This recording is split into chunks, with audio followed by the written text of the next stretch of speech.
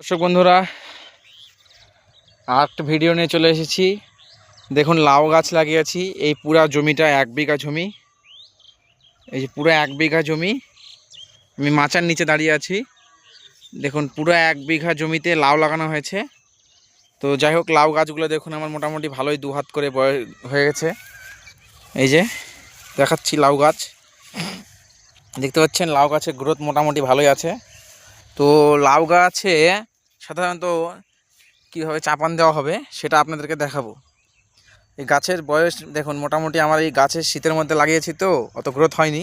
তো যাই হোক, গরম পড়ে ভালোই গ্রোথ হয়েছে গাছের বয়স মোটামুটি 2 মাস হলো। হ্যাঁ, এই দেখুন, যখন গাছের এতটা হাইট হবে আপনারা গাছকে চাপান দিবেন। লাউ গাছে চাপান সাধারণত কীভাবে দিতে হয়, এই দেখুন, গাছের যে গোড়া থেকে, এই যে গাছের গোড়া থেকে মোটামুটি 1 হাত দূর দিয়ে গর্ত করতে হবে। গর্ত করে দেখুন আমি জাস্ট গোবর সার দিয়েছি। এই যে গোবর সার দেখুন, গোবর সার দিয়েছি। তো গোল করে খুঁড়তে হয়, তো আমি যাই হোক ওই সাইডে ড্রেন আছে ওই জন্য পারিনি। তো আমি এভাবেই গর্ত খুঁড়ে গোবর সার দিয়েছি। শুধু গোবর সার দিলে হবে না, এর সঙ্গে আরও অনেক কিছু দিতে হবে। সেটা একটা একটা করে সব দেখাবো কী কী দিতে হবে চাপান সারের সঙ্গে। লাউ গাছে যে চাপান দেওয়া হয় সেই চাপানে কী কী দেওয়া হয়, কী কী চাপান সার দিব, চাপানে কী কী ইউজ করবো সেটা দেখাচ্ছি। দেখুন, প্রথমে গোবর দিবেন, মোটামুটি কতটা দিয়েছি বুঝতে পারছেন, এতটা। তারপরে যেটা দিব সেটা হচ্ছে দেখুন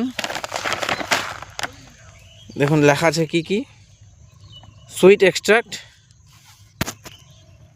হিউমিক অ্যাসিড, অ্যামাইনো অ্যাসিড, হ্যাঁ, সব ধরনের এটা আছে।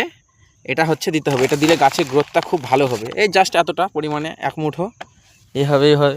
এই যে দিয়ে দিচ্ছি, দেখুন এটা দেওয়া হয়ে গেল আমার। এবার যেটা দিচ্ছি সেটা হচ্ছে দেখুন সাদা রঙের, হ্যাঁ, দানা টাইপের, এটা হচ্ছে ক্যালসিয়াম। হ্যাঁ, এটা দিলে গাছের যে কাণ্ড আছে সেটা শক্ত হবে এবং গাছটা গ্রোথ ভালো হবে। এটা দিলেন আপনি একটু পরিমাণে। আর দেখুন, এটা হচ্ছে এগ্রোমিনের সয়েল প্লাস। হ্যাঁ, দেখুন সয়েল প্লাস। তাছাড়াও এটা হচ্ছে ম্যাগনেসিয়াম আর সালফার।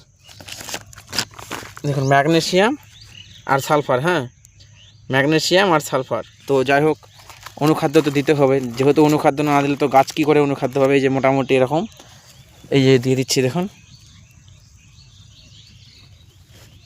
তাহলে কি কি দিলাম, প্রথমে দিলাম হচ্ছে amino acid, sweet extract, humic acid গেল, গোবর সার। তারপরে দিলাম হচ্ছে ম্যাগনেসিয়াম। এবার যেটা দিব সেটা হচ্ছে দেখুন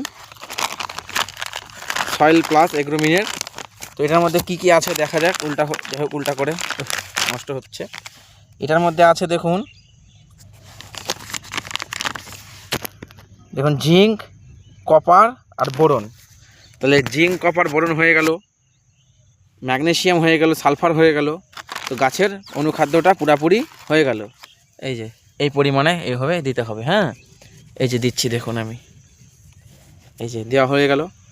এইবার যেটা দিবেন সেটা হচ্ছে সার, কিন্তু এখন আমি ইউজ করিনি।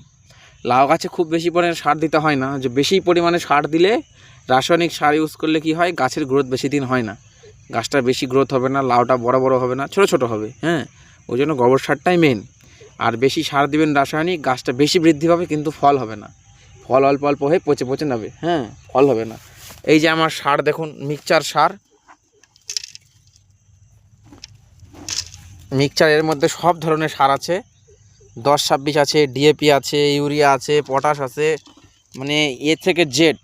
এই যে দেখুন কালো কালো ডিএপি, এই যে লালগুলো দেখুন 10-26, এই যে 10-26, ফসফেট আছে, পটাশ আছে। আমি সমস্ত সার একবারে মিশিয়ে ইউজ করি, কারণ লাউ গাছে তো এভাবে দিতে হয়। এই যে সব ধরনের সার, বেশি নাই, যে 1 মুঠ, এই যে 1 মুঠ, খুব বেশি দিলে কিন্তু হবে না, গাছটা নষ্ট হয়ে যাবে। এই যে 2 মুঠ, এই দিচ্ছি দেখুন, এই 2 মুঠ সার, বাস হয়ে গেল। এই 2 মুঠ সার দিয়ে এবার কি করব, এটা ভালো করে ঢেকে দিয়ে জল দিতে হবে। হ্যাঁ, ভালো করে ঢেকে দিব। যে মাটিগুলো সাইডে রাখা আছে এই মাটিগুলো আস্তে করে ঢেকে দিব, গাছটাকে ঢেকে দিয়ে আপনারা জল দিবেন। তারপর আস্তে আস্তে দেখবেন গাছের গ্রোথ, ঠিক বুঝতে পারবেন যে গাছ কি হচ্ছে। মোটামুটি যে গাছটা আছে, আমি ঠিক 15 দিন পর গাছের চেহারা দেখাবো। দেখবেন 15 থেকে 20 দিন পর লাউ ধরছে গাছের, গাছটা বড় হয়ে যাবে, গ্রোথ আসবে, ফুল আসবে, জ্বালা আসবে, লাউ ধরবে। ঠিক আছে বন্ধুরা, আপনারা যদি লাউ চাষ করেন এইভাবেই গাছে চাপান দিবেন লাউ গাছে, তাহলে গাছটা ভালো হবে।